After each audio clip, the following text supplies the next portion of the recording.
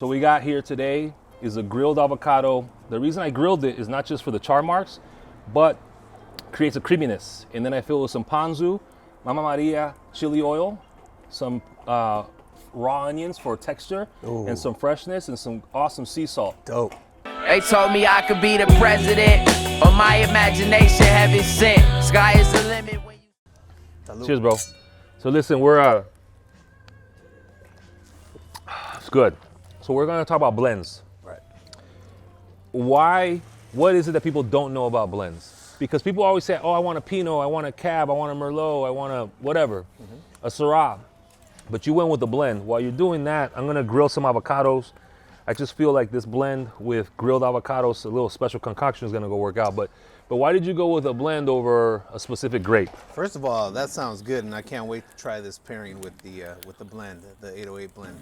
But why I went with the blend was because number one, I tend to be a little more different. I like the conservative, traditional varietal, single varietal, but I want to be different, and so I like stuff that's exotic, stuff that is intriguing, stuff that has a little bit of bold, a little bit of spice, a little bit of sweet. Yeah. I'm one of those that, man, I just do things different. So I know that, the millennials, the Generation X, and stuff like that, they're the crowd that likes Well, let's to not even go grow. into that. Even me, being a novice, I've always thought, oh, Pinot's my style.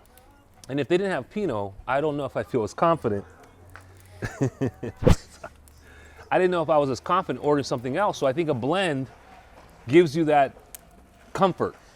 Yeah, Or no? Maybe so. It might be a little bit easier. You won't be scared because it's not like something like a Cab somebody throws in your face and you're new to the wine game and it scares you off a little bit. I think with a blend, you can have a little bit of Cab in it, like this blend in particular, and have a Syrah or a Pinot or even some blends with some Moscato. So you don't have to shy away the folks that aren't so traditional into the wine. Yeah. They're new, because you can give them a little bit of the best of all the worlds, Got it. And so, but let's talk about it. Let's face it. No one goes to a restaurant and says, I want to order a blend. So how do we demystify that? How do we make blends something that people try because they might like it? How do you make it? Well, you put it out there, you just let them know that, if you like this type of wine, you're going to like, it because I have it in the bottle. And you demystify them by, just proving it out there, having the people try it. It's fun. It's not so conservative. I think that's the key word. It's not so conservative. Got it. So just loosen up. A blend of red wine is to loosen up. When you tell your friends I've got a wine, you should try it out, do they ask you, is it a Pinot? What kind of grape? Yeah. And how do you overcome that? No, they ask, and so I tell them a Syrah, it's Syrah, Cab, and Pinot. And, some that know about wine will be like, wow, you blended with a Pinot. And it's like, yeah, I blended with a Pinot. It actually tastes very good. What kind of blends do you like? Me, I like stuff that's fruit forward. Okay. I like stuff that's fruit on the front, very aromatic, like fruity. I like stuff to be smooth on the back, which is what this blend is with the 808 BEATZ. That's my particular style in a blend. And how did you come up with that palate? I mean, how did you come up with that? Did you taste other wines prior and you're like, you know what, this is kind of what I want to roll with? Absolutely. Did you think about what you liked or did you think about what the people would like? You know what? That's a great question, Armando. At first, I was just thinking about myself, what I like. But you can't do that in the wine business because at the end of the day, it's the consumer. It's your customers, what their palate is. But I knew that, I wanted to make my brand geared towards, people that were new, people that were mid-grade, and even the people that were already experienced in wine. It's kind of like a cigar. You don't want to go full body the first day because it might knock somebody out and make them feel sick, and then they'll never, their first impression is hard to make a second time, almost impossible, right? Right. So I'll tell you this, I was very big on Zins when I first started out because it tended to be more of a fruitier wine. I was into Pinots when I first started, Is that right? You started with the Pinot? I started with the Pinot because I thought it was fruit forward, but it didn't have it didn't have that strong finish, which I tend to like that because I don't like to alter my, palates. Correct. So I wanted stuff that had fruit, right? But I wanted to get away from the Zin, the traditional Zin, because everybody thinks of, well, the Zin, it's a little sweet, it's a little fruit. So what could I do, to make the blend taste and stand out a little bit more, and sweeten it up a little bit. At the same time, just a little bit, because, I like to try and introduce like Latinos in my culture to the wine Yeah. industry because I want them to drink wine. Got I it. want them to learn that. So when you go to a restaurant, do you say, "Hey, let me look at a blend," or are you saying, "Hey, you go for more of a region"? Let's be real. You're selling a blend. Do you look for a blend? I just asked for a California wine. red You like wine. for a California Yeah, wine? So that's basically a blend right there. Okay. Yeah. Will it be a challenge sometimes because of a blend you won't have the flavor profile, or do you know that a blend's going to be a little bit of every grape? I know it's going to be a little bit of every grape. Now, if I feel that they know what they're talking about, I'm going to ask them, what varietals does it have? Because sometimes you ask them what the blend is and they don't know the first thing. Got it. Right? So if I know the label or the brand, then I'll just ask for it. Got it. But if not, I'll if I see that I think they know, I'll ask. No, I like it. I like it. Yeah. So check it out. Emmanuel, come check this out. That looks delicious. Entonces, graba esto close up.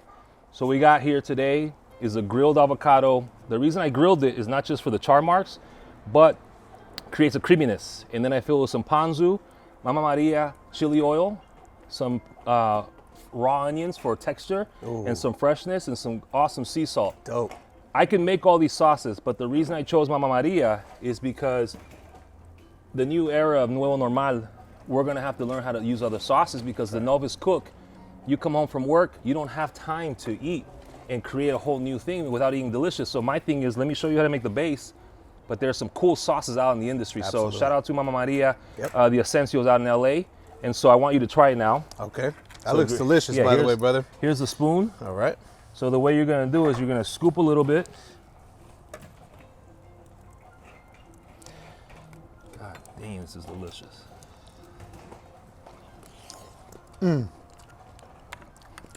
Very good. You take salt, I take do. a little heat. I got a little bit of the salt in the front, a little bit of that, what is this here? Mama Maria sauce, and I got some ponzu, so you got a little citrus. That's the citrus that I'm tasting. Yeah. So it comes off soft, then it goes a little acidic, then it comes down, and then you pair it with some 808. Does it give you a little heat? Just Just enough. a little bit. Just enough. But see, you wash it down with some 808 beets, Yeah. and it smooths out that on the backside. So Very let me- good. So let me ask you this. You have a full-time job, and you're launching out your wine, and you're doing other ventures. Right. What has been the biggest sacrifice you've made? Sacrificing time, after the main highlight, the 9 to 5 or whatever you call it, man, I work a lot of hours. After that, coming home and going right back out to the hustle, to the grind to push the wine. Listen, let's call it what it is. If people don't follow their passion, they're gonna live life with regret. Absolutely. So I admire that you are working the full time and you're launching the wine, but sometimes it does get kind of frustrating, right? The sacrifices one makes. It does. Why do you do that? Why someone might question you saying, why can't you have an 8 to 5 and go home and just dream, but you're actually doing something about it? So how do you keep on going? Because it's not easy. You want to know why? First of all, I think it's a different breed of person, and I'm a different breed of person. I'm very different. I like to hustle. I like to get out there. I like to build things from the bottom up. Whether it works out or not, that's me. And I'll keep trying until my dying day. So that's what I feel separates me from others. But, you're asking me about the drive. My motivation is creating something from nothing to something to make it successful. Why does that drive you? Because I want to know that I'm able to do There something, you go. from scratch and build it up to be successful. That's my drive right I there. love it, bro. Cheers. Salud.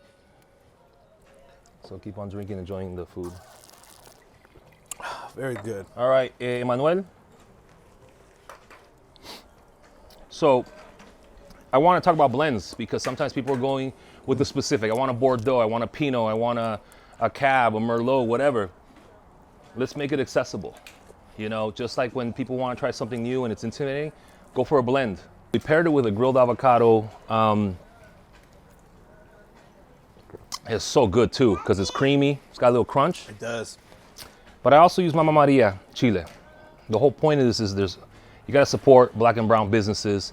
Mama Maria is based out of LA. You got to get them out there. I just showed you less than 5 minutes how to grill it, chop it, season it right. But more importantly, it's the camaraderie. Dos Latinos hanging out, hablando de negocio, hablando de cultura, siempre adelante, and always finding a reason to make it work and a way to make it work en vez de excusas. So I hope you enjoy this show and support. Boom. Boom. Bro, that's bomb. All right, so there's enough for you guys. Try it. Fire to it, man. It's got pinche fire to it too, man. They told me I could be the president, or my imagination heaven sent. Sky is the limit when you 7 in. You could be whatever you want when you 11, 10. Dismiss your nightmares and fears and never let them in. Be so